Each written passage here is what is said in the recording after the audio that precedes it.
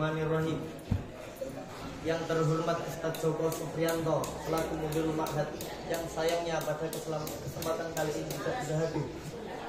Yang saya hormati para jajaran asatidah, dan yang saya banggakan para hutbah serta para hadirin sekalian yang berbahagia. Aku lakum assalamualaikum warahmatullahi wabarakatuh. Alhamdulillahilladzi faddala bani adam bil ilmi wal amali wa ala jami'il alam. Wassalatu wassalamu ala Muhammadin sayyidil ardi wal ajam wa ala alihi wa ashabihi wa yanami qulubi wal adam. Asyhadu an la ilaha illallah wa asyhadu anna Muhammadan abduhu wa rasuluh. Ya ayyuhalladzina amanu taqullaha haqqa tuqatih wa la tamutunna illa wa antum muslimun. Amma ba'du. Fa inna asdaqal hadisi kitabullah wa khairal hadi hadi Muhammad sallallahu alaihi wasallam wa sharral umuri muhdatsatuha wa kullu muhdatsatin bid'ah wa kullu bid'atin dhalalah wa kullu dhalalatin finnar. Allahumma shalli ala Muhammad wa ala ali Muhammad wa ashabihi wasallam. Pertama-tama marilah kita panjatkan puja dan puji syukur atas kehadirat Allah Subhanahu wa taala yang telah memberikan kepada kita begitu banyak nikmat, termasuk nikmat iman, Islam dan ihsan, sehingga kita dapat berkumpul pada acara pidato bahasa Indonesia kali ini dalam keadaan sehat. Jika diibaratkan ranting-ranting di dunia ini sebagai penanya, lautan seluas samudra ini sebagai tintanya, dedaunan-dedaunan di dunia ini sebagai kertasnya, begitu banyak nikmat Allah yang telah diberikan kepada kita sehingga kita tidak dapat bersyukur. Barang siapa yang bersyukur, maka hidupnya akan tentram di masyarakat yang nasib. Dan bagi siapa yang tidak bersyukur bahkan takabur, maka ia akan tinggal di liang kubur dalam keadaan kufur. Kedua kalinya salawat dan salam tak lupa kita curahkan kepada Nabi Agung Nabi Muhammad sallallahu alaihi wasallam, yang mana beliau telah membawa agama Islam ini dari zaman jahiliyah menuju zaman Islamnya, dari zaman gelap gulita menuju zaman terang benderang yakni Islam. Dan barang siapa yang mengikuti sunnah-sunnahnya, maka ia akan mendapat syafaat di yaumil kiamat. Semoga kita semua termasuk orang-orang yang senantiasa mengikuti sunnah-sunnahnya, agar kita mendapat syafaat dari Rasulullah Sallallahu Alaihi Wasallam. Ketika kalinya saya tak lupa berwasiat kepada para hadirin sekalian, khususnya pada diri saya pribadi, untuk senantiasa meningkatkan kualitas takwa keimanan kita kepada Allah Subhanahu Wa Taala, karena tidak ada bekal yang terbaik kecuali takwa. Sebagaimana Allah Subhanahu Wa Taala berfirman, A'udzubillahi minasyaitonirrajim, wa tazawwadu fa inna khairaz zadi taqwa. Yang artinya, dan berbekalah kalian karena tidak ada bekal yang terbaik kecuali takwa. Quran surat Al-Baqarah ayat 197. Dan saya tidak lupa berterima kasih kepada MC yang telah memberikan saya waktu untuk berkhutbah di hadapan para hadirin sekalian dengan judul Dua Kunci Pintu Rezeki. Ma'asyiral mu'minin rahimakumullah. Di antara hal yang menyibukkan kaum muslimin yakni mencari rezeki. Sebagian besar kaum muslimin memandang bahwa berpegang dengan harta maka hidup seseorang akan menjadi bahagia. Sebagian orang mengatakan, lu punya duit, lu punya kuasa. Bahkan lebih parahnya dan menyedihkannya, ada sejumlah orang yang mana mereka itu menginginkan mendapatkan harta dengan mudah, yang kemudian mereka mencari dengan berbagai macam cara tanpa mandang hukum halal dan haram, seperti judi, mencuri, dan lain-lain. Allah Subhanahu wa Ta'ala dan Rasulnya tidak mungkin meninggalkan umat Islam ini tanpa petunjuk dalam kegelapan dan keraguan dalam usaha mencari rezeki. Sebagaimana patah mengatakan, kaifa akhafu minal faqri wa ana abdun minal ghani. Bagaimana aku akan takut dengan kemiskinan karena aku adalah hamba dari Sang Maha Kaya. Karena sebab diturunkannya rezeki telah dijelaskan dan diatur oleh Allah Subhanahu wa Ta'ala. Sekiranya umat Islam ini menyadari dan memahami, niscaya Allah akan memberikan kemudahan mencapai jalan untuk mendapatkan rezeki dari setiap hal. Allah oleh karena itu kami akan menjelaskan tentang sebab-sebab di atas dan meluruskan pemahaman dalam usaha ini.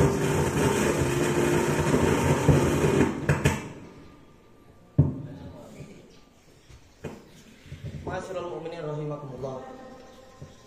Di antara sebab yang terpenting Allah Subhanahu wa taala menurunkan rezeki kepada kita, yakni dengan istighfar dan bertaubat kepadanya.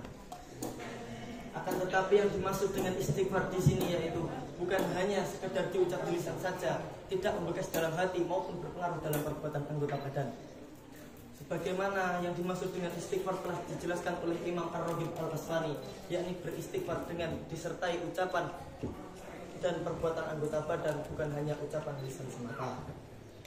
Sedangkan yang dimaksud dengan taubat, begitu pula dijelaskan oleh Imam Ar-Raghib Al-Asfahani, yakni menjauhi perbuatan karena keburukannya, menyesali perbuatan apa-apa yang telah kita perbuat, dan berkeinginan kuat untuk tidak mengulangnya kembali, serta melakukan yang lebih baik seperti sebelumnya. Begitu pula Imam An-Nawawi radhiyallahu anhu menjelaskan, para ulama berkata, bertaubat pada setiap dosa hukumnya adalah wajib. Apabila perbuatan dosa tersebut berkaitan dengan Tuhan dan hamba dan Tuhannya, maka tidak ada sangkut paut dengan hak manusia yang lain, maka syaratnya ada 3. Yang pertama, hendaknya ia harus menjauhi perbuatan tersebut. Yang kedua, ia harus menyesali perbuatan kemaksiatannya. Dan yang ketiga, ia harus memiliki keinginan yang kuat untuk tidak mengulangi perbuatan kemaksiatan tersebut. Dan jika perbuatan tersebut berkaitan dengan hak manusia, maka syaratnya ada 4. Ketika syarat telah kita bacakan di atas tadi, dan syarat yang keempat yakni kita harus membebaskan diri kita untuk memenuhi hak orang lain. Apabila berupa harta benda, maka kita harus mengembalikannya, dan apabila berupa hak atau hukuman, maka kita harus memberikan orang lain kesempatan untuk membalasnya. Dan apabila berupa hibah atau menggunjing, maka kita harus meminta maaf kepada orang lain. Ma'asyiral mu'minin rahimakumullah. Maknanya jika kita beristighfar kepada Allah dan bertaubat kepadanya, insya Allah pasti Allah akan memberikan kelapangan rezeki kepada kita, menurunkan keberkahan-keberkahan dari langit dan bumi, dan Allah akan mengeluarkan kita semua dari kesulitan serta memberikan kesejukan kita di atas bumi. Sebagaimana Allah Subhanahu wa taala berfirman, A'udzubillahi minasyaitonir rajim. Walau anna ahlal qura amanu wa taqaw la fatahna 'alaihim barakatin minas sama'i wal ardi walakin kadzabu bima kanu yaksibun. Yang artinya, jikalau sekiranya penduduk negeri-negeri ini beriman dan bertakwa kepada Allah, niscaya Allah akan menurunkan keberkahan-keberkahan dari langit dan bumi. Dan apabila mereka mengingkari, mendustakan ayat-ayat kami, maka kami azab mereka disebabkan perbuatannya. Quran surat Al-A'raf ayat 96. Jika kita perhatikan dengan seksama, lafaz-lafaz istighfar ini yakni adalah kalimat yang baku, karena di dalamnya terdapat pengakuan dosa dan aib pada diri seseorang, yakni kalimat aku berlindung kepadamu akan keburukan apa-apa yang telah diperbuat, dan aku mengaku akan nikmatmu padamu. Dengan kalimat inilah, kalimat istighfar itu menjadi kalimat yang agung, karena di dalamnya terdapat pengakuan dosa dan aib pada diri seseorang. Sebenarnya setiap pengakuan dosa dan aib pada diri kita, dalam kalimat istighfar yang kita lantunkan, walau itu bukan sayyidul istighfar, jika kita menginginkan dosa-dosa kita diampuni oleh Allah Subhanahu wa taala, apakah artinya kita beristighfar 1000 kali dalam sehari namun tidak disertai dengan pengakuan dosa dan aib pada diri kita di hadapan Allah Subhanahu wa taala? Maknanya jika kita menginginkan dosa-dosa kita diampuni oleh Allah Subhanahu wa taala, maka kita bertaubat dan beristighfar dengan disertai pengakuan dosa dan aib pada diri kita, sehingga Allah Subhanahu wa taala mengampuni dosa-dosa kita. Dalam sebuah hadis yang diriwayatkan oleh Imam Ahmad, Imam Abu Dawud, Imam An-Nasai, Imam Ibnu Rajah dari Abdullah bin Abbas radhiyallahu anhu, Rasulullah sallallahu alaihi wasallam berkata, barang siapa yang membuat banyak istighfar, maka Allah akan menjadikannya di setiap kesedihannya jalan keluar, dan di setiap kesempitannya kelapangan, dan Allah akan menurunkan rizki, memberikan rezeki yang halal dari arah yang tak disangka-sangka. Begitu banyak orang-orang soleh, para ulama dari zaman ke zaman telah merasakan dahsyatnya istighfar, yakni seperti problem-problem terselesaikan, musibah-musibah yang menghalangi mereka, yang menimpa mereka terangkat, dan sirna-sirna dan kendala-kendala yang menghalangi mereka sirna karenanya. Tentu kita harus ingat bahwa Allah Subhanahu wa taala menurunkan musibah dan kesulitan pada kita, yakni disebabkan oleh dosa. Sebagaimana Allah Subhanahu wa taala berfirman, "A'udzubillahi minasyaitonir rajim. Ma asabakum min musibatin fabima kasabat aydikum wa ya'fu an katsir." Yang artinya, dan apa saja musibah yang menimpa kalian, yaitu maka itu disebabkan oleh perbuatan tangan-tangan kalian sendiri. Dan Allah Subhanahu wa taala telah memaafkan sebagian besar dari dosa-dosa kalian. Quran surat As-Surah ayat 30. Oleh karena itu, bagi siapa yang menginginkan kemudahan dan keberkahan dari Allah Subhanahu wa taala, hendaknya ia senantiasa beristighfar dan bertobat kepada Allah dengan disertai pengakuan dosa dan aib pada diri seorang. Dan barang siapa yang beristighfar dan bertaubat hanya sekedar diucap lisan saja, tidak membekas dalam hati maupun berpengaruh dalam perbuatan anggota badan, maka itu adalah sifat dari orang beriman. Ma'asyiral mukminin rahimakumullah.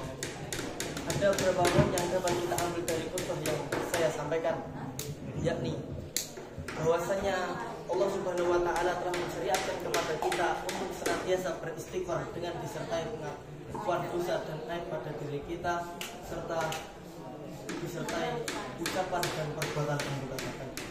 Bahwasanya dengan istighfar Allah Subhanahu wa taala akan mengampuni dosa-dosa kita, memberikan kepada kita kelapangan rezeki, menurunkan keberkahan dari langit dan bumi, dan Allah akan mengeluarkan kita dari kesulitan serta memberikan kita kesejukan di atas bumi ini. Semoga kita termasuk orang yang pandai dalam beristighfar, agar Allah Subhanahu wa taala senantiasa memberikan keberkahan dan kemudahan kepada kita. Sebelum saya mengakhiri khutbah saya, marilah kita berdoa kepada Allah Subhanahu wa taala, karena doa adalah sebaik-baik senjata bagi kaum muslimin.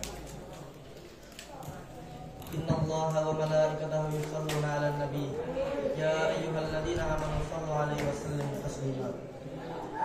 Allahumma shalli 'ala Muhammad wa 'ala ali Muhammad kama shallaita 'ala Ibrahim wa 'ala ali Ibrahim wa barik 'ala Muhammad wa 'ala ali Muhammad kama barakta 'ala Ibrahim wa 'ala ali Ibrahim innaka Hamidum Majid. Allahumma ighfir lil muslimina wal muslimat wal mu'minina wal mu'minat al ahya'i minhum wal amwat innaka sami'un qaribun mujib. Allahumma ansur ikhwanana al-mujahidina fi sabilika wa fi kulli makan. Allahumma ansur ikhwanana al-mujahidina fi Palestin. Allahumma ansur ikhwanana al-mujahidina minal muslimina fi Palestin. Allahumma inna nas'aluka an tuharra biladis syam minal yahudi wal ghasibin. Allahumma ansurhum an idai bani Israel. Allahumma ansur ikhwanana al-mujahidina fi biladis syam wa fil yaman wa fil iraq wa fi kulli makan. Allahumma inna nas'aluka salamatan fid din wa afiyatan fil jasad wa ziyadatan fil ilmi wa barakatan fil rizqi wa taubatan qabla al-maut wa rahmatan indal maut wa maghfiratan ba'da al-maut. Allahumma hawwin 'alaina fi sakaratil maut wa najina minan nari wa qina hisab. Allahumma inna na'udzubika minal hammi wal hazani wal ajzi wal kasali wal buhli wal jubni wa dhula'id wa ghalabatir rijal. Allahumma ya muqallibal qulub tsabbit qulubana ala dinik wa ya musarrifal qulub sarrif qulubana ala ta'atik. Rabbana atina fid dunya hasanah wa fil akhirati hasanah wa qina adzabannar. Subhanaka rabbil izzati amma yasifun wa salamun alal mursalin walhamdulillahi rabbil alamin. Mungkin cukup khutbah yang dapat saya sampaikan. Apabila ada benarnya itu datangnya dari Allah Subhanahu wa taala, dan apabila ada salahnya itu datangnya dari saya sendiri. Dan al-insanu makanan khata'un wa nisyan. Wal akhir, wassalamualaikum warahmatullahi wabarakatuh.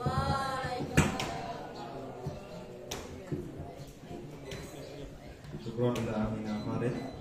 Khotib selanjutnya akan dibawakan oleh Usama Sayyidus Syuhada. Waktu dan tempat kami persilahkan. Khotib muda.